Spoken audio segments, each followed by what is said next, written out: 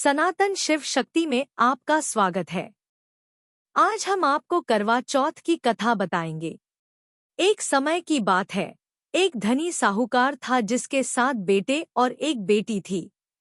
कार्तिक मास के कृष्ण पक्ष की चतुर्थी को साहूकार की पत्नी ने अपनी बहुओं और बेटी के साथ करवा चौथ का व्रत रखा। उस शाम जब साहूकार के बेटे खाने बैठे तो उन्होंने अपनी बहन को भी खाने के लिए बुलाया। उसने उत्तर दिया, भैया अभी चांद नहीं निकला है, मैं अपना व्रत चांद को अर्घ्य देने के बाद ही तोड़ूंगी। साहूकार के बेटे अपनी बहन से बहुत प्यार करते थे और उसे भूख से तड़पता नहीं देख सकते थे। इसलिए एक भाई गांव के पास पहाड़ी पर गया और वहां एक दिया जलाया और अपनी बहन को बताया, देखो बहन, चांद निकल आया है, अब तुम अपना व्रत तोड़ सकती हो।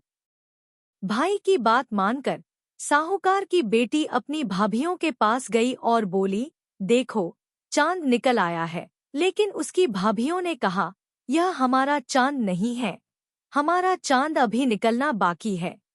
भूख से व्याकुल साहूकार की बेटी ने उस नकली चांद को अर्घ्य दिया और खाना शुरू कर दिया। जैसे ही उसने पहला कौर लिया, उसे उल्टी हो गई। जब उसने दूसरा कौर खाने की कोशिश की, उसके खाने में बाल निकल गया।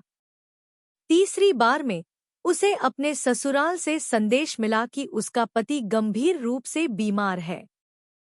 वो परेशान हो गई तो उसकी माँ ने उसे सलाह दी कि रास्ते में जो कोई भी मिले उसके पैर छूना और जो कोई भी सुहागन होने का आशीर्वाद दे वहीं अपने पल्लू में गांठ बांध लेना।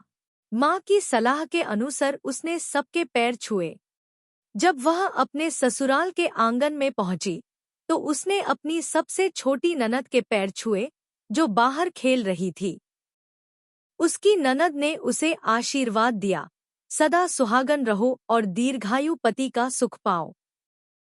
साहूकार की बेटी ने अपनी साड़ी के पल्लू में एक गांठ बांध ली, जैसा कि उसने आशीर्वाद स्वीकार कर लिया हो। अंदर जाकर उसने देखा कि उसके पति का शव अंतिम संस्कार के लिए तैयार था। उसने रोते हुए कहा, मैं इन्हें कहीं नहीं जाने दूंगी। परिवार के गुस्से के बावजूद उसे उसके पति के शव के साथ एक छोटी झोपड़ी में रहने की अनुमति दी। हर दिन वह अपने पति के शरीर को साफ करती और चौथ माता से उसके जीवन की प्रार्थना करती। उसने हर महीने चौथ का व्रत रखा और चौथ माता ने उसे सलाह दी, अपने व्रत और भक्ति को जारी रखो और जब कार्तिक की बड़ी चौथ आएगी तो 16 श्रृंगार के सामान तैयार करो। जब कार्तिक की बड़ी चौथ आई, साहूकार की बेटी ने अपनी छोटी ननद की मदद से 16 श्रृंगार के सामान इकट्ठे किए। जैसे ही उसने पूजा की, चौथ माता प्रकट हुई। उनसे प्रार्थना की, माँ, मेरे पति को जीवनदान दो। चौथ माता उसकी भक्ति से प्रभावित होकर एक एक करके 16 श्रृंगार के सामान मांगने लगी। साहूकार की बेटी ने हर सामान दिया और चौथ माता ने अपनी दिव्य शक्ति का उपयोग करके उसके पति को जीवित किया। जैसे ही उसके पति जीवित हुए, उनकी झोपड़ी एक शानदार महल में बदल गई। इस चमत्कार को देखकर उसकी छोटी ननद दौड़कर परिवार को सूचना देने गई। जब परिवार ने महल और जीवित पति को देखा तो वे बहुत खुश हुए। सास कृतज्ञता से भरी हुई अपनी बहू की प्रशंसा करने लगी और चौथ माता का धन्यवाद किया। उस दिन से परिवार ने पति की वापसी का उत्सव मनाया और साहूकार की बेटी की भक्ति का सम्मान किया। उन्होंने करवा चौथ को बड़े सम्मान के साथ मनाया, कथा को साझा करते हुए और जय चतुर्थी माता का जाप करते हुए आशीर्वाद मांगा।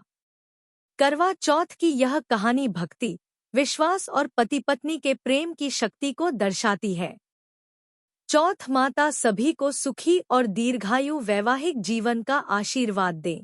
इस तरह के और वीडियो देखने के लिए सनातन शिव शक्ति को सब्सक्राइब करें।